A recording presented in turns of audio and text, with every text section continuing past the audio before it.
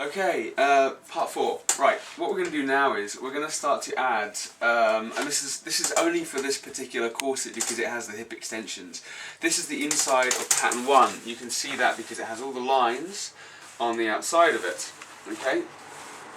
And what we're going to do is, because this has hip extensions or pads, which basically come in at these two places here, right on the hip, there's going to be this seam or this part of the corset that isn't going to have a bit of boning in it, because obviously when we put the two together, we're going to have to stitch down these lines here in order to form a channel, but we can't because there's going to be a pad in here. So I have to apply my own channel, i.e. a bit of bias binding, my own channel to the inside of this one, just so that we can slide a bit of boning in there and it won't conflict with the hip pad. Okay, it's going to go either side of the hip pad.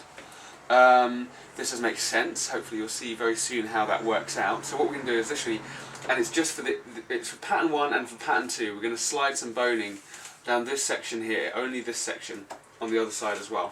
Okay. Okay, so here's our bit of bias binding that we're putting on the inside of this. This is a toile, and I'm just using like a really simple cotton bias binding. You can use something possibly a little bit tougher. You can also make your bias binding out of the cotil itself using a little tool. I'll show you that in a minute.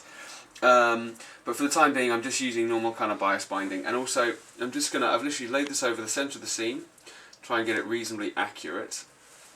Okay. And I'm just going to stitch this down. I'm starting at the top and finishing at the top. It's going to be all one kind of, what do you call it? All one stitching motion. Oops. Although my stitching is not very good.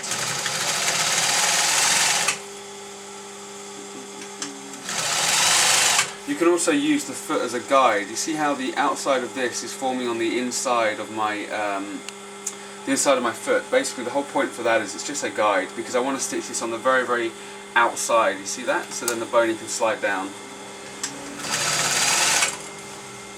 You can use the foot for a guide in a lot of different ways.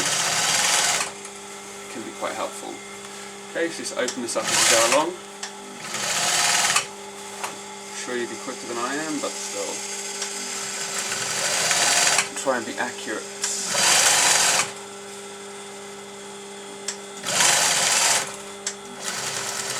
Okay, I'm going to go down to the bottom, and I'm going about 2.5 cm below this line. Okay, it's just to create a nice smooth line rather than a... What on earth? You see, this is the pin that's getting involved, so take that out.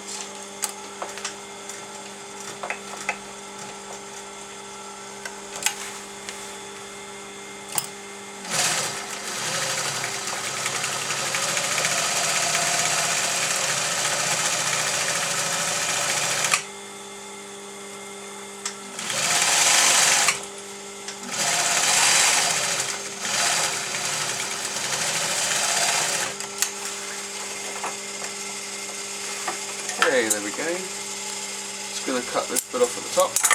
That's lovely. So that's one of them, okay? So we're now going to do that for pattern 1 and for pattern 2. Down the side seam and the other side seam, finishing 2.5 cm below that side seam, okay? And then we're going to feed our boning in, and then we can start the next bit, which is putting these two bits together, and that's when it starts to get a bit more interesting. Alright? Okay, so as you can see, we now have our two bias binding channels which are in place on our corset. This is pattern number 2, and we're also going to do exactly the same to pattern number 1. Now you see there, it's literally on the very, very edge. The stitching is literally on the very, very edge, just securing it, so we have enough space for our boning to go down. Okay. And if you're wondering which seam we're actually putting this on, this is the centre front. This is our centre front and front side seam here. So this is our side seam, okay? And it literally just runs all the way down, 2.5 or 3 centimeters below the actual seam, or even more in fact. It doesn't really matter at this stage. Okay, and that's perfect. And do exactly the same for pattern 1, and this is pattern 2, okay?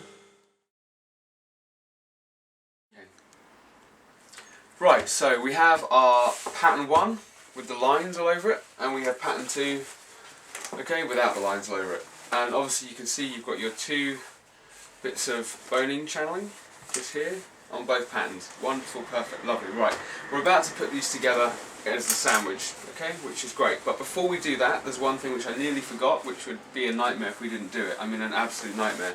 Right, on your pattern 1, to take pattern 1 first of all, the one with all the lines on it, if you can see here, let me turn this over, if we can get a little zoom up on this bit here.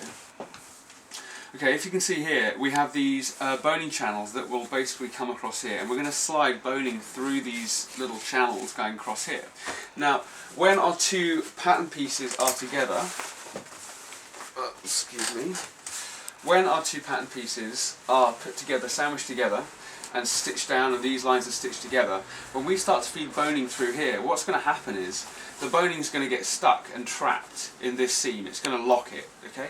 This is just something I found out after time of doing it, okay? So we have to basically secure these down so the boning slides.